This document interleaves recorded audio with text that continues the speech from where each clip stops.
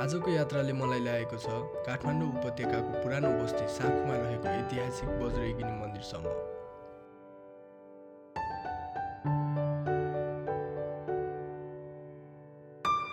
पहिलो पाइला राख्ने बित्तिकै यहाँको वातावरणले छुट्टै अनुभूति दिन थाल्छ।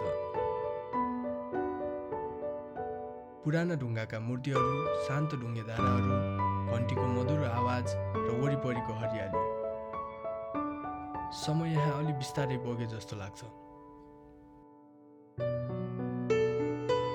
मन्दिरभित्र अघि बढ्दै जाँदा काठमा कुदिएका कलाकृति, पुराना शिलालेख र प्रत्येक संरचनाले यहाँको लामो इतिहासको झल्को दिन्छ।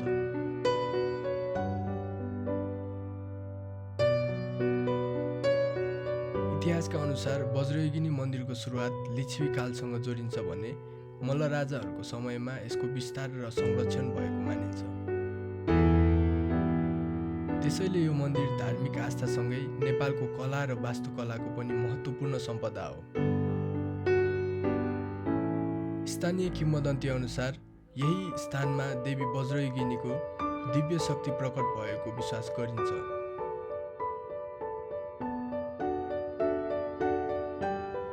त्यस यता यो मन्दिर हिन्दू र बौद्ध दुवै समुदायका श्रद्धालुहरूको आस्थाको केन्द्र बन्दै आएको छ।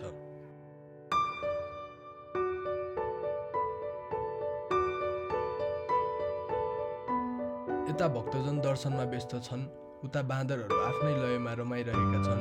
बीचमा बगिरहेको धारा, ध्यानका लागि प्रयोग हुने गुफा र वर्षौंदेखि उभिएका मूर्तिहरूले यो ठाउँलाई अझ जीवित बनाएका छन्।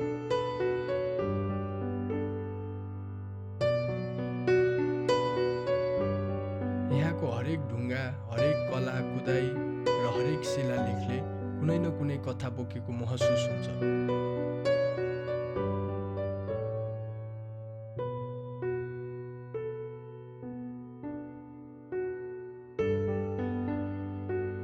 सायद यही कारणले बज्रयगिनी मन्दिर घुम्न मात्र आउने ठाउँ होइन, बुझ्न र अनुभव गर्न आउने ठाउँ पनि हो।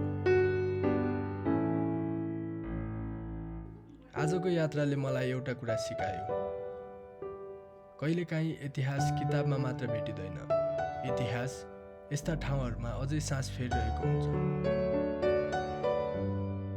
र जब तपाईँ केही बेर रोकिएर हेर्नुहुन्छ, सुन्नुहुन्छ र महसुस गर्नुहुन्छ, तब मात्र यस्तो यात्राको वास्तविक अर्थ थाहा हुन्छ।